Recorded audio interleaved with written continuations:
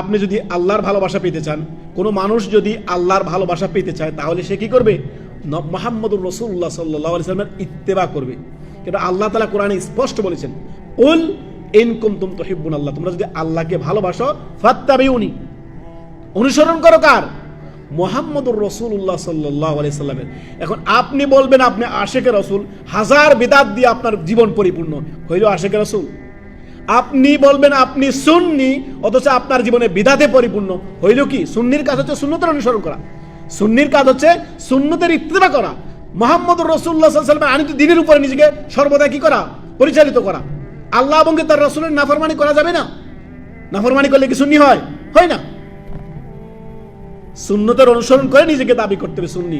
আপনার এই যে কবর মাজার পূজা করলে সুন্নি হওয়া যায় না। আমাদের দেশে যে যত বেশি কবর মাজার পূজা করতে পারে, যে বাবার কাছে মরিদ হতে পারে, সেই হচ্ছে আসল সুন্নি, গরম সুন্নি, সিন্নি খাওয়া সুন্নি। এগুলো প্রকৃতপক্ষে আহলে সুন্নাত ওয়াল জামাতের অনুসারী নয়, এরা আহলে বিদআহ। সতর্ক, সাবধান। সুন্নি মানে কি? আমাদের দেশে মানুষ সুন্নি মানে কি? যারা কবর মাজার কেন্দ্রিক শিরক বিদআতে জড়িত, এরা হচ্ছে সুন্নি। নাউযুবিল্লাহি মিন যালিক।